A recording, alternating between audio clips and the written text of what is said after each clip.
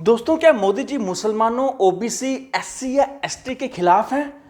ये प्रश्न मैं आपको पूछता हूं, क्योंकि आजकल मोदी जी जब भी वक्तव्य दे रहे हैं, जहां भी वक्तव्य दे रहे हैं, चाहे वो इंटरव्यू हो या किसी रैली में दिया गया भाषण हो, वो एक ही बात कह रहे हैं।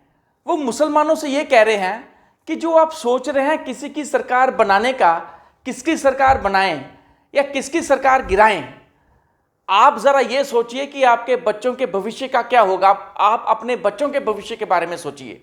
ये 6 मई को उन्होंने, सोमवार को उन्होंने बोला। 7 मई को लालू प्रसाद यादव ने एक स्टेटमेंट दी कि मुसलमानों को आरक्षण क्यों नहीं दे सकते।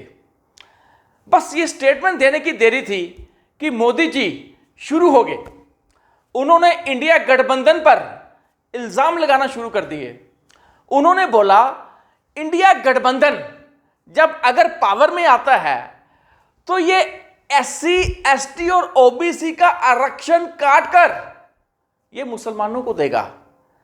जबकि दोस्तों, सच्चाई ये है कि ना किसी नेता ने इंडिया अलायंस के, ना उनके किसी मैनिफेस्टो में और ना ही घोषणा पत्र में इस तरह की बात की गई है। ये जो बातें मोदी जी कर रहे हैं, ये उनके खुद दिमाग की उपज है। ये इंडिया गठबंधन के किसी भी नेता ने कहीं भी, ना उनके मैनिफेस्टो में ये बात रखी गई है। हालांकि उनकी ही सरकार ने, जब वो महाराष्ट्र में थे, तो उन्होंने मराठियों को आरक्षण 2% आरक्षण देने की बात कही थी। और जब ये बात कही थी तब भी ये उनको इंडिपेंडेंट आरक्षण देने की बात कही थी, ना कि एससी, एसटी या ओबीसी का आरक्षण काटकर उनको देने की बात की गई थी।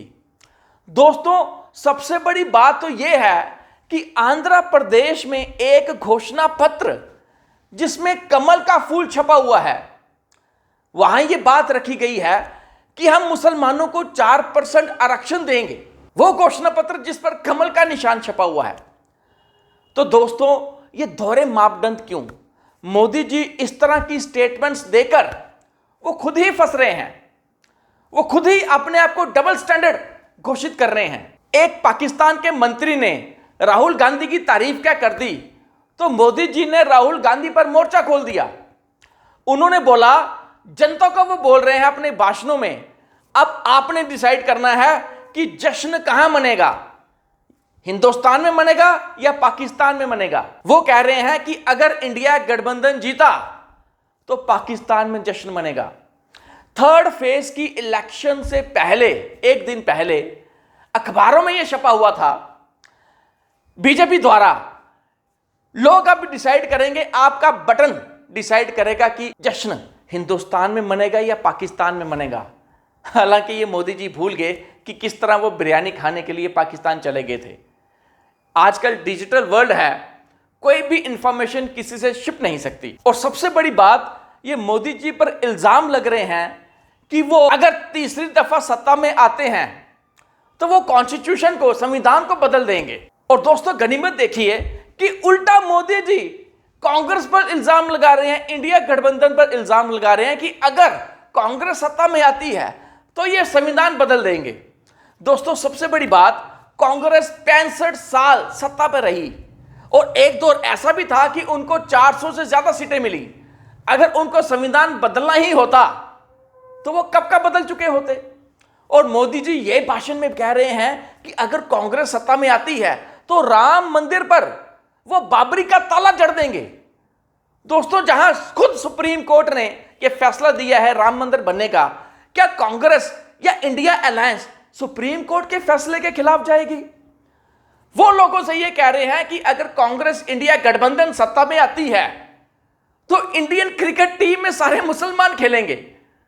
दोस्तों, इस तरह की बातें कौन कर सकता है? कुछ लोग ये कह रहे हैं कि मोदी जी के तर्कश में अब तीर नहीं बचे, और कुछ यहां तक कह रहे हैं कि ऐसी बात वो इंसान करता है जिसका दिमागी संतुलन ठीक नहीं होता। दोस्तों, यहां तक लोग कह रहे हैं मोदी जी के बारे में। और सबसे बड़ी बात, मोदी जी के खुद जो मित्र मंडली के लोग हैं, बड़े नेता हैं, अरुण गोविल जी, विवेक डेब्रॉय, जो फाइनेंशियल एडवाइजर कमेटी के चेयरमैन है, वो कह रहे हैं कि कॉन्स्टिट्यूशन बदलने की बहुत जरूरत है, सख्त जरूरत है। और उल्टा यह मोदी जी कह रहे हैं कि अगर इंडिया गठबंधन सरकार में आता तो वो कॉन्स्टिट्यूशन बदल देगा। दोस्तों ये कैसे पॉसिबल है?